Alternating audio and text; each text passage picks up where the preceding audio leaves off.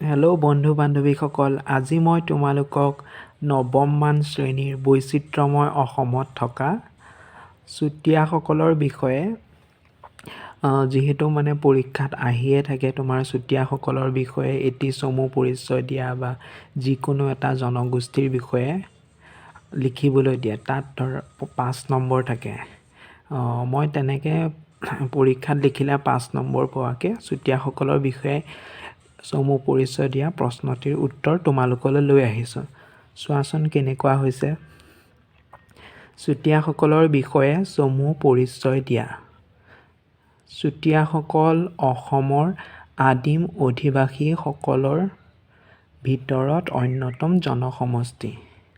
আনুমানিক 6ষ্ঠ শতিকাৰ পৰা প্ৰায় 6ষ্ঠদশ শতিকাৰ মাজভাগলৈ ঘাইকৈ ব্ৰহ্মপুত্ৰৰ উত্তৰ পাৰে চুতীয়াসকলে ৰাজত্ব কৰিছিল।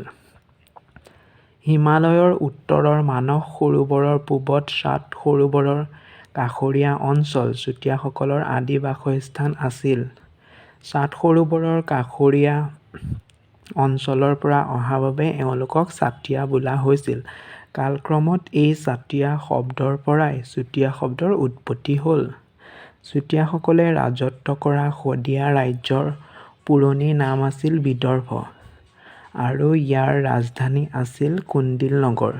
চুতীয়াসকলে নিজকে বিদৰ্ভ ৰাজ্যৰ ৰজা ভীষ্মকৰ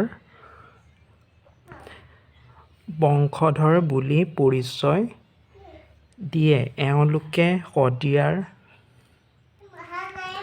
কেঁচাইখাতি বা তাম্ৰেশ্বৰী গোসানীক নৰবলিৰে পূজা কৰিছিল। চুতীয়াসকলৰ এক চহকী সাংস্কৃতিক পৰম্পৰা আছিল। এওঁলোকে মংগোলীয় নৃগোষ্ঠীৰ বৃহৎ বড়ো জনগোষ্ঠীৰ লোক। এওঁলোকে নগৰ পাতি বাস কৰিছিল, যেনে কুন্দিল নগৰ, ভীষ্মক নগৰ, লখিমী নগৰ, ৰতনপুৰ আদি। এওঁলোকে ভাস্কৰ্য শিল্পতো চহকী আছিল। চুতীয়াসকলৰ এগৰাকী বীৰাংগনাৰ নাম হ'ল সতী সাধনী। তেওঁ আহোমৰ লগত হোৱা যুদ্ধত আহোমৰ তলতীয়া নহৈ পৰ্বতৰ পৰা জঁপিয়াই আত্মহত্যা কৰিছিল। চুতীয়া জনগোষ্ঠীৰ বহুসংখ্যক ব্যক্তিয়ে অসমীয়া জাতীয় জীৱনলৈ বিভিন্ন ক্ষেত্ৰত অৱদান আগবঢ়াই থৈছে। এনে কেইগৰাকীমান ব্যক্তি হ'ল বৈষ্ণৱ পণ্ডিত সোণাৰাম চুতীয়া, বুৰঞ্জীবিদ ডক্টৰ স্বৰ্ণলতা বৰুৱা, কৰ্মপ্ৰাণ হৰিপ্ৰসাদ নেওগ, চিদানন্দ শইকীয়া, দুবৰি বনৰ কবি কোষেশ্বৰ বৰুৱা আদি।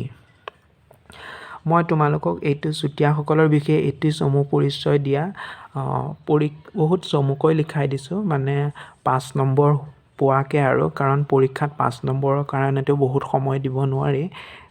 সেই গতিকে মই তোমালোকে যাতে এইটো লিখিলে 5 নম্বৰ পোৱা তাৰ প্ৰতি লক্ষ্য ৰাখি এই ভিডিঅ'টো বনাইছোঁ। তোমালোকে কমেণ্ট কৰি জনাবা কেনেকুৱা হৈছে।